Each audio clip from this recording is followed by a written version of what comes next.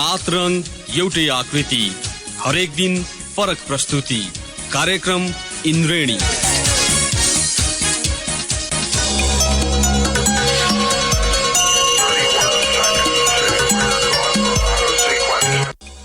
नमस्कार श्रोता, रेडियो कान्तिपुरको नियमित प्रस्तुति इन्द्रेणीमा यहाँलाई स्वागत छ।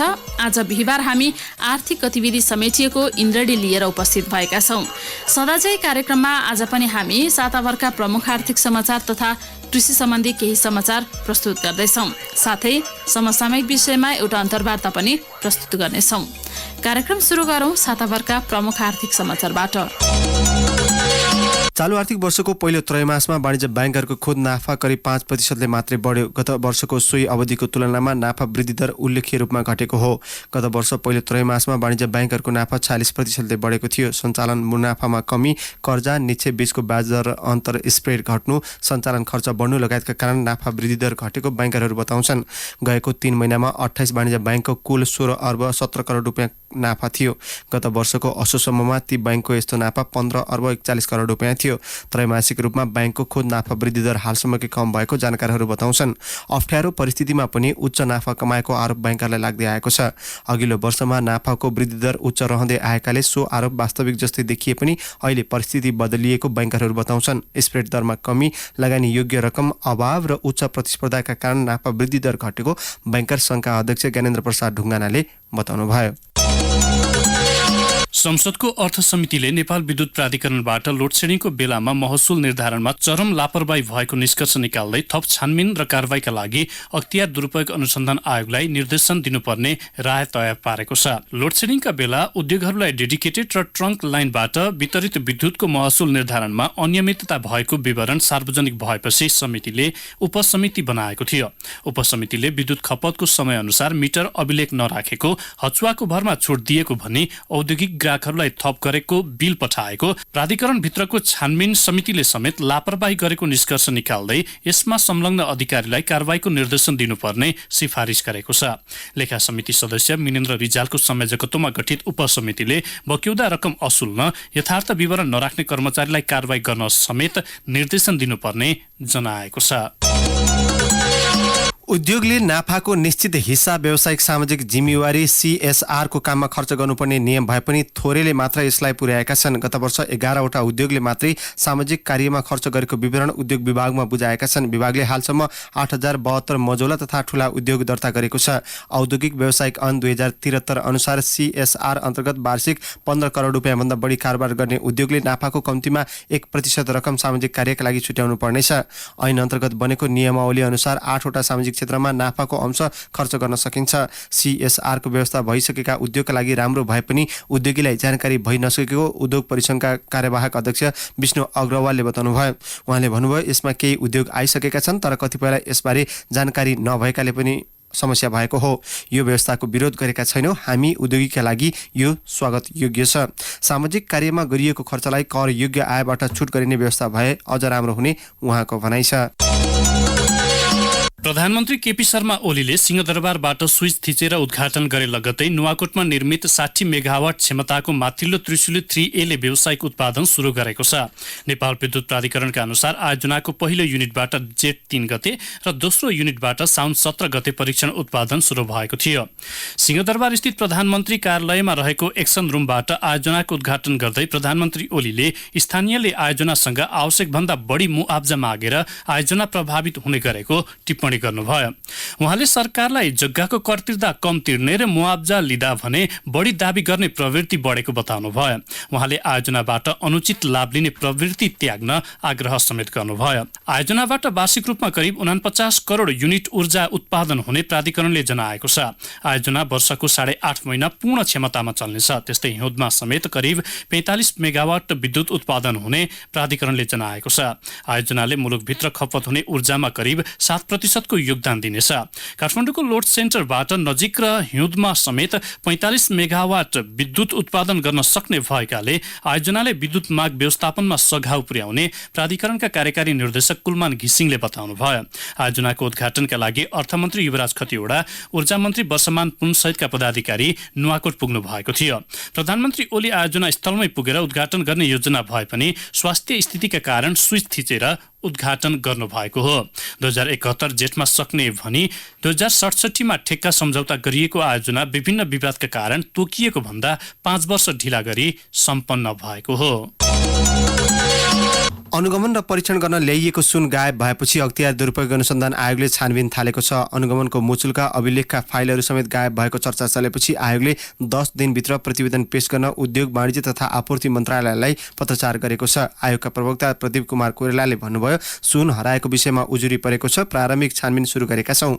अध्ययनको विषयमा अहिले थप बोल्न सकिँदैन। तत्कालीन वाणिज्य तथा आपूर्ति विभागले 2069 सालदेखि विभिन्न क्षेत्रका सुन पसल अनुगमन गरेको थियो। अनुगमन र नमुना परीक्षण गर्न ल्याइएको केही सुन फिर्ता नगरेको सुनचाँदी व्यवसायी महासंघले जनाएको छ। विभागले आयोजना गरेको कार्यक्रममा महासंघका वरिष्ठ उपाध्यक्ष मणिक रत्न साक्यले भन्नुभयो, परीक्षणका लागि लगिएको केही सुन फिर्ता भएको छैन, गायब हुनु सरकारको ठूलो लापरवाही हो। तत्कालीन वाणिज्य तथा आपूर्ति विभागमा सुन उठाइएको समयमा नारायण प्रसाद बिडारी, शम्भु कोइराला, गोकुल धिताल, कुमार दाहाल महानिर्देशक थिए।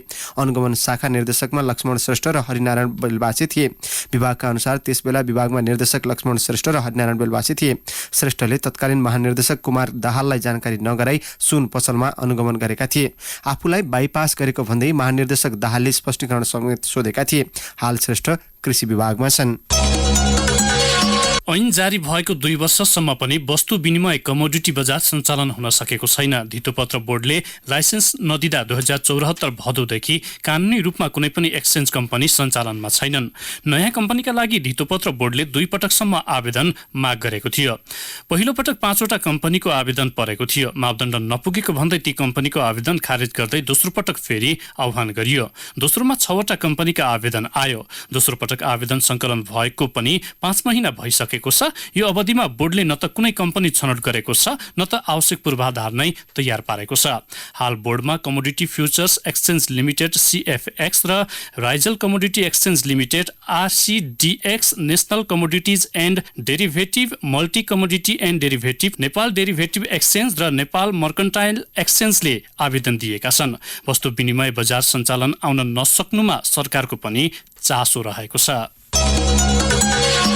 नेपाल विद्युत प्राधिकरणले विद्युत महसुल समायोजनका लागि पठाएको प्रस्ताव विद्युत उपभोक्ता महसुल निर्धारण निर्देशिका अनुसार ल्याउन प्राधिकरणलाई पत्र लेख्ने निर्णय विद्युत नियमन आयोगले गरेको छ। आयोगले प्राधिकरणलाई निर्देशिका अनुसार प्रस्ताव ल्याउन पत्र लेख्ने निर्णय गरेको अध्यक्ष दिल्ली सिंहले जानकारी दिनुभयो। प्राधिकरणको गत शनिबार र आइतबार बसेको सञ्चालक समिति बैठकले विभिन्न भोल्टेजबाट विद्युत लिएका उपभोक्ताको महसुल दर समायोजनका लागि आयोगमा प्रस्ताव पठाउने निर्णय गरेको थियो। सञ्चालक समितिको निर्णयअनुसार प्राधिकरणले गत बुधबार आयोगमा पत्र पठाएको हो। प्राधिकरणले प्रस्ताव पठाएकै दिन आयोगले विद्युत उपभोक्ता महसुल निर्धारण निर्देशिकाको मस्यौदा सार्वजनिक गरेको छ। आयोगले सार्वजनिक रूपमा सुझाव माग गर्दै निर्देशिकाको मस्यौदा सार्वजनिक गरेको हो। प्राधिकरणले गरेको प्रस्ताव आयोगले तयार पारेको निर्देशिकाको मस्यौदा अनुसार नभएको भन्दै आयोगले प्राधिकरणलाई फिर्ता पठाउन लागेको छ। सुन्दै हुनुहुन्थ्यो साताभरका प्रमुख आर्थिक समाचार। कार्यक्रममा अब प्रस्तुत छ कृषि सम्बन्धी केही समाचारहरू। नेपालगञ्ज स्थित खाद्य व्यवस्था तथा व्यापार कम्पनीले धान खरिद प्रक्रिया सुरु गरेको छ। नेपालगञ्ज कार्यालय मार्फत यस वर्ष 30,000 टन धान खरिद गर्ने लक्ष्य राखिएको छ।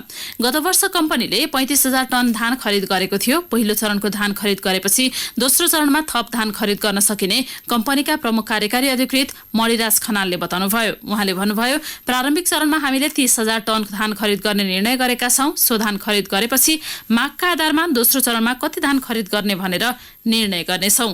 कम्पनीले खरिद गरेको धान कुटाएपछि चामललाई विपद व्यवस्थापनका लागि स्टकमा राख्ने, मूल्य स्थिरीकरणका लागि बिक्री केन्द्रहरूबाट बिक्री गर्ने र दुर्गम ठाउँमा पठाउनेछ। यस वर्ष सरकारले मध्यम धानको मूल्य 2,673 रुपैयाँ क्विन्टल र मोटा धानको मूल्य 2,580 रुपैयाँ क्विन्टल तोकेको छ। मसिनो धानको मूल्य भने खरिद केन्द्र रहेका जिल्लाका प्रमुख जिल्ला अधिकारीले आपसी सहमतिमा तोक्न सक्ने प्रमुख कार्यकारी अधिकृत खनालले बताउनुभयो। नेपालगञ्जमा भने मोटा र मध्यम धान मात्र खरिद गरिनेछ। सरकारी तथ्याङ्क अनुसार धान भित्राउने बेला तराईमा करिब 20,000 भन्दा बढी हेक्टर धानबालीमा फौजी किराले असर गर्यो। ज्ञान केन्द्र झापाले करिब 225 बिघामा फड्के किरा देखिएको जानकारी दिएको छ।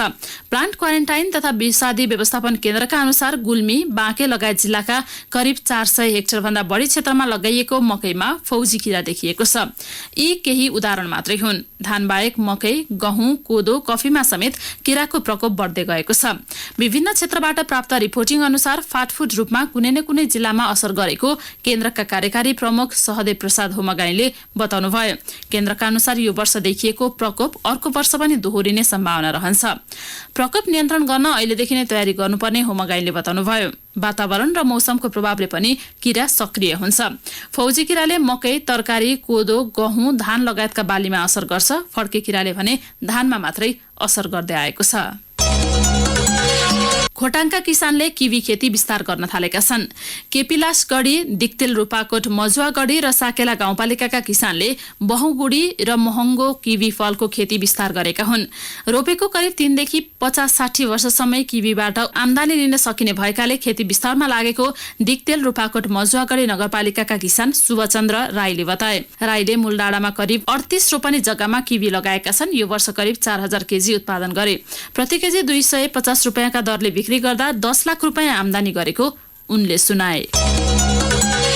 हिमाली जिल्ला हुम्लामा सुन्तलाको उत्पादन शुरू भएको छ। सर्केगाड गाउँपालिकाको गोठी गाउँमा गरिएको परीक्षण सफल भएपछि सुन्तलाको उत्पादन थालिएको हो। परीक्षणका लागि लगाइएका सुन्तला लटरम्म छन्। गोठीमा 10 बोट सुन्तलाको सफल परीक्षण गरिएपछि किसान व्यवसायिक खेतीका लागि योजना बनाइरहेको स्थानीय सीता शाहीले बताइन्। उनका अनुसार विभिन्न जातका 10 बोट सुन्तला लगाइएकामा 4 बोटमा फल्न शुरू भएको हो। हिमाली जिल्लामा पहिलो पल्ट सुन्तला उत्पादन हुँदा स्थानीय दंग छन्। कृषि प्राविधिक रुद्रबहादुर शाहीका अनुसार समुद्री सतहदेखि 1200 मिटरदेखि 1400 मिटरसम्ममा मात्रै यसअघि सुन्तला फल्दै आएको थियो। उहाँले 2000 मिटर उचाइमा सुन्तलाको सफल परीक्षण भएको बताउनुभयो। जलवायु परिवर्तनको प्रभावका कारण हिमाली जिल्लामा सुन्तला फल्न लागेको उहाँको अनुमान छ। उन्नत जातको धानमा बढी उत्पादन हुनुको सट्टा बाला नलाग्ने र विभिन्न रोगको संक्रमण लगायत समस्या देखिएपछि पर्वतको मोदी गाउँपालिका 2, देउपुर, कुण्डुलेका किसान रैथाने धानबाली संरक्षण अभियानमा जुट्न थालेका छन्। करिब 50 परिवारले विगत 3 वर्ष यता उन्नत जातका धान रोप्न छाडेका छन्। गत वर्ष लोकतन्त्र धानमा बाला नलाग्ने समस्या देखिएपछि फलेबास 3, पोखरा चौरका किसानले पनि यो वर्ष उन्नत जात लगाएनन्। धान बढी उब्जनी हुने कटुवा चौपारीमा समेत कतिपय किसानले केही वर्ष यता उन्नत धानको बिउ लगाउन छोडेका छन्। उन्नत जातका धानमा प्रत्यक्ष र तत्कालका लागि केही फाइदा देखिए पनि दीर्घकालीन बेफाइदा धेरै भएपछि किसान पुराना र स्थानीय बिउ संरक्षण गर्न थालेका हुन्। वर्षेनी बाहिरबाट बिउ किन्नुपर्ने, 30 दिनभित्रको बिउ रोप्न नभए फल नलाग्ने, धानको अनुपातमा चामल नपर्ने लगायत बेफाइदा बुझेपछि नयाँ जातका धान लगाउने छोडेको कुडुलेकी भीममाया चापाङ्गेले बताइन्। स्थानीय जातको धान संरक्षण गर्न थालेपछि अनादि, कञ्जिरा, मनसरा, आगा लगायत बिउ खोज्न गाउँ बाहिरबाट समेत किसान आउने गरेको स्थानीय हेमनाथ चापागाईले बताए। कुडुलेका किसानले मोदी तथा पातीखोलाको किसानका फार्मा एकले अनादि, कञ्जिरा लगायत धान लगाएका छन्। बीजभाग अर्थात् कुडुले आसपासको तप्केनीमा मनसरा, बिरमफुले लगायत धान लगाएका छन्। माथिल्लो र सिँचाइ नहुने क्षेत्रमा आगा, मार्सी लगायत धान लगाएको स्थानीय अगुवा किसान तुलसी पौडेलले बताइन्। अघिल्लो वर्ष उन्नत धानबाट धोका खाएपछि फलेवास 3, पोखरा चौर र आरखेतका किसानले यो वर्ष पुरानै जातमा फर्किएका छन्। गत वर्ष स्थानीय कृषि प्राविधिकले दोब्बर फल्ने भन्दै अनुदानमा बाँडेको धानमा पाला नलागेपछि यो वर्ष करिब 2 दर्जन बढी किसानले पुरै कोदे गुडुरा, मार्सी, मुन्सुरा लगायतका धानको बिउ खोजेर लगाएको स्थानीय पूर्णप्रसाद भूषालले बताए। साताभरका प्रमुख आर्थिक समाचार तथा कृषि सम्बन्धी केही समाचार यहाँहरूले सुनिहाल्नुभयो। कार्यक्रममा अब भने पालो भएको छ ब्रेकको। ब्रेकपछि हामी मुलुकभित्र विद्युत उत्पादन तथा खपत सम्बन्धमा ऊर्जा, जलस्रोत तथा सिँचाइ मन्त्री वर्षमान पुनसँग गरिएको कुराकानी लिएर उपस्थित हुनेछौँ। 7 रङ एउटै आकृति, हरेक दिन फरक प्रस्तुति। कार्यक्रम इन्द्रेणी।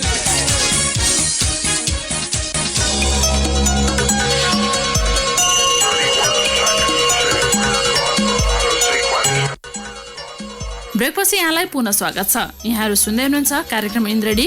इन्द्रेणी अन्तर्गत आज बिहिबार हामी आर्थिक गतिविधि प्रस्तुत गरिरहेका छौँ। ब्रेक अगाडिको कार्यक्रमको पहिलो खण्डमा यहाँहरूले साताभरका प्रमुख आर्थिक समाचार तथा कृषि सम्बन्धी केही समाचार सुनिहाल्नुभयो। कार्यक्रममा अब भने प्रस्तुत छ एउटा अन्तर्वार्ता। ऊर्जा जलस्रोत तथा सिँचाइ मन्त्री वर्षमान पुनले मुलुकभित्रै पर्याप्त विद्युत खपत गराउने गरी तयारी भइरहेको बताउनु भएको छ। विद्युतीय चुलोमा सहुलियत, विद्युत महसुल घटाउने लगायतका विषयमा तयारी भइरहेको मन्त्री पुनले बताउनुभयो। मन्त्री पुनले पर्याप्त मात्रामा विद्युत उपभोग गर्न सर्वसाधारणलाई आग्रह समेत गर्नुभएको छ। विद्युतीय सवारी साधनलाई प्रवर्धन तथा विद्युतीय चुलोको आयातमा सहुलियत दिने हो भने इन्धनबाट बाहिरिने वार्षिक अर्बौं रुपियाँ समेत जोगिने उहाँको भनाइ छ। यसै सन्दर्भमा हामीले मन्त्री पुनलाई सरकारी सहुलियत बिना विद्युतीय खपत कसरी बढाउन सकिन्छ भनेर सोधेका छौं। ग्यास भन्दा विद्युतीय चुलो प्रयोग सस्तो छ। 60-64 अरबको ग्यास भारतबाट आयात भइरहेको छ र ग्यास भन्दा तुलनात्मक रूपले विद्युतीय चुलो सस्तो छ। साथै हामीले अहिले विद्युत प्राधिकरणबाट मैले आफै नै अध्यक्षता गरिरहेको छु। प्राधिकरणबाट हामीले नयाँ महसुल दर पनि आयोगमा हामी विद्युत नियमन आयोगमा तपाईको महसुल नै महँगो छ। उपभोक्ताहरू प्रयोगकर्ताहरू चाहिँ के भन्छन् भने यो विद्युतीय चुलो प्रयोग गर्दाखेरि धेरै पैसा उठ्छ, ग्यास भन्दा धेरै महँगो पर्न गयो भन्छन्। होइन सस्तो छ र अझ साथै हामी अहिले तपाईले महसुल घटाइदिनु भयो भने नै सस्तो हुन्छ। अहिले चाहिँ महँगो छ भन्ने छ। अहिले पनि सस्तो छ। म पनि आफै चाहिँ विगत वर्षहरूदेखि नै विद्युतीय चुलो नै प्रयोग गर्ने गर्छु।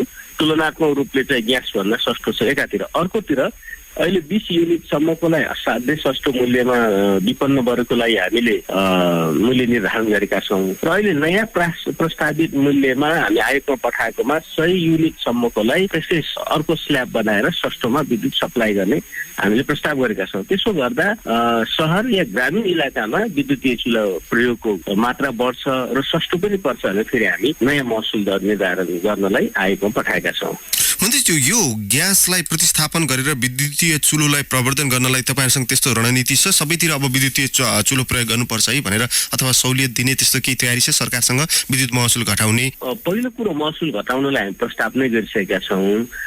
विद्युतीय चुलोका अतिरिक्त विद्युतीय गाडी प्रयोगको लागि पनि फेरि अर्को स्ल्याब पनि सस्तो दरमा, नियमित दरभन्दा सस्तोमा हामी प्रस्ताव गरिसकेका छौँ। त्यसैले विद्युतीय चुलो एकातिर, अर्कोतिर विद्युतीय चाहिँ गाडी, साथै अरू सामग्री घरमा चाहिँ विभिन्न सामग्रीहरू चाहिँ प्रयोग गर्ने, एसी प्रयोग गर्ने होला, कुलरहरू प्रयोग गर्ने होला, अरू चाहिँ जस्तै वासिङ मेसिन प्रयोग गर्ने होला, त्यो सामान प्रयोगको लागि प्रोत्साहन गर्नको लागि विद्युत मूल्य कम प्रस्ताव गरेका छौँ चलन चल्तीको मूल्य भन्दा एकातिर। अर्कोतिर चाहिँ हामी अर्थ मन्त्रालय सामु पूर्व राखेका छौँ ग्राहकहरूलाई विद्युतीय चुलोमा अनुदानको व्यवस्था, त्यसलाई चाहिँ जस्तै हामीले विभिन्न चरणमा भुक्तानी गर्ने गरी इन्स्टलमेन्ट बेसिसमा चाहिँ केही सहुलियत त दिन सकिन्छ कि जसले सुरुमा सरकारबाट उपलब्ध हुने बिस्तारै त्यो महसुलमै चाहिँ लिन सकिने केही स्किम हुन्छ कि भनेर काम गरिरहेका छौँ। हामी यसमा काम गरिरहेका छौँ। एकातिर महसुल कम गर्ने, अर्कोतिर सामग्री उपलब्ध गराउने सस्तो मूल्यमा या अनुदानमा, त्यो हामी कुरो गरिरहेका छौँ। निश्चय पनि हामी सरकारतर्फबाट केही थप पोलिसीहरू लिन्छौँ जसले विद्युतीय चुलो प्रयोग पनि बढ्छ, विद्युतीय गाडीहरू पनि बढ्छ र अरू सामग्रीहरू प्रयोग पनि बढ्छ र हामीले उत्पादन गरेर अब आगामी वर्षदेखि हामीलाई बर्खा सिजन 5-7 महिना विद्युत बढी हुनेछ, त्यो देशभित्र नै खपत हुने वातावरण होस् त्यसको लागि काम गरिरहेका छौँ। तपाईँहरूको योजना कार्यान्वयनमा चाहिँ कहिलेसम्म आउँछ? यो चाहिँ महसुल दरको लागि त हामी प्रस्ताव नै गरिसकेका छौँ। छिटै विद्युत नियमन आयोगले यसलाई चाहिँ स्वीकृत गर्ने बित्तिकै लागू भइहाल्छ। अरू चाहिँ हामी उद्योग मन्त्रालयसँग, अर्थ मन्त्रालय, सामान्य मन्त्रालयहरूसँग पनि सहकार्य गरिरहेका छौँ। कति रुपियाँ घट्छ मन्त्रीज्यू? प्रस्ताव कति छ? यसलाई छिटै हामी मेट्रलाइज गर्छौँ। त्यसै गरी अर्को चाहिँ हामी विद्युत उत्पादन भनेको आयात प्रतिस्थापन गर्ने, देशलाई आत्मनिर्भर बनाउने कुरो पनि हो। इजिनमा चाहिँ हामी 60 मेगावाटको त्रिशुली अप्पर त्रिशुली 3A हामी उद्घाटन गर्यौँ सम्मानित प्रधानमन्त्रीबाट। त्यो एउटै आयोजनाले वर्षैभरि 7% डिमान्डको सप्लाई गर्छ अथवा आपूर्ति गर्ने गर्छ एकातिर। अर्कोतिर त्यसबाट 4 अर्ब भन्दा बढीको वार्षिक 4 अर्ब रुपियाँ भन्दा बढीको चाहिँ उत्पादन गर्छ। त्यो भनेको 4 अर्ब हामी आयातलाई प्रतिस्थापन गर्यौँ। भारतबाट आयात गर्ने विद्युत हामी 4 अर्ब बराबरको कटौती गर्न सक्षम भयौँ। यसरी हामी उत्पादन बढाउँदै लगेर अहिले पनि झन्डै 24-25 अर्बको विद्युत आयात गरिरहेका छौँ। त्यसलाई प्रतिस्थापन गर्ने एकातिर, अर्कोतिर समग्र वस्तु तथा सेवाको झन्डै 12 खर्ब भन्दा बढी, 13 खर्ब भन्दा बढीको आयात गर्दैछौँ। त्यसलाई प्रतिस्थापन गर्ने माध्यम विद्युत हुन्छ। एकातिर ग्यास प्रतिस्थापन गरेर, अर्कोतिर चाहिँ इलेक्ट्रिक भेहिकल जस्ता सामग्री प्रमोट गरेर चाहिँ त्यो पेट्रोलियम प्रोडक्टको चाहिँ आयातलाई प्रतिस्थापन गर्ने लगायतका काम हामी विद्युत उत्पादन मार्फत गर्दैछौँ। मात्रै विद्युत उत्पादन मात्रै होइन, यसले आयात प्रतिस्थापन गर्ने देशलाई एउटा आत्मनिर्भर बनाउनेतिर पनि काम भइरहेको छ। यत्रो विद्युत उत्पादन भइरहँदाखेरि पनि यति धेरै महँगो महसुलले किन तिर्नुपर्ने हामीले भनेर गुनासो छ? अलिकति लागत बढी छ, किनभने विद्युत प्राधिकरणले या सरकारले पनि प्राइभेट सेक्टरबाटै खरिद गर्ने हो। कयौँ अहिले चाहिँ 50-50 जस्तो भइसकेको छ। 50-50% हाराहारीमा छ। सरकारले आफूले उत्पादन गरेको र निजी क्षेत्रबाट खरिद गरेको। त्यसो गरेर लागत अलिकति बढी छ। त्यसमा ब्याङ्कहरूको ब्याज पनि अलि बढी छ। त्यसैले निर्माणको चरणमा चाहिँ अलिकति बढी खर्च हुने गरेको छ। हाम्रो यो चाहिँ आयोजनाहरू प्रायः जस्तो विकट ठाउँहरूमा हुने गर्छ, सडक पुर्याउनु पर्ने हुन्छ, अरू धेरै कुरोहरूले गर्दा अलिकति चाहिँ लागत बढी छ। लागत बढीको कारणले खरिद पनि मूल्य पनि बढी हुने नै भयो। त्यसले गर्दा हामीलाई अलिक केही समस्या छ। पक्कै पनि हामी ठुला आयोजनाहरू आउने क्रममा छ। सरकार आफ्नै आयोजनाहरू त्यसले के अरे मूल्य घटाउनमा सहयोगी हुनेछ र अहिले हामी विभिन्न ट्यारिफहरू जो चाहिँ महसुलहरू निर्धारणको प्रस्ताव गर्छ त्यसमा मूल्य सापेक्षिक रूपले कम गर्दै हामी औद्योगिक क्षेत्रको पनि कम गर्दैछौँ। कति प्रतिशत जति घट्ने सम्भावना छ मन्त्रीज्यू? त्यो प्रस्ताव गरिसकेका छौँ। त्यो चाहिँ हामी डेडिकेटेड र ट्रङ्क लाइनको पनि 70% बढी थियो, प्रिमियम तिर्नु पर्थ्यो। अहिले त्यो 10-15% हाराहारीमा औद्योगिक क्षेत्रमा पनि ल्याएका छौँ। त्यसबाट उद्योगीहरू पनि यो महसुल निर्धारणबाट लाभान्वित हुनुहुनेछ। सुन्दै हुनुहुन्थ्यो ऊर्जा जलस्रोत तथा सिँचाइ मन्त्री वर्षमान पुनसँग गरिएको यो कुराकानी। हस्त श्रोता, यिनै प्रसङ्ग सहित आर्थिक गतिविधि समेटिएको इन्द्रडी आजलाई यति नै। फरक विषयवस्तु सहितको इन्द्रडी लिएर भोलि पुनः उपस्थित हुने नै छौँ। तबसम्म न्युजटेक्सका सम्पूर्ण सहकर्मी सहित अनिल र म प्रतीक्षा बिदा हुन्छौँ। नमस्कार, शुभरात्रि। सूचना र मनोरञ्जनको सम्वाहक रेडियो राष्ट्रको रेडियो कान्तिपुर।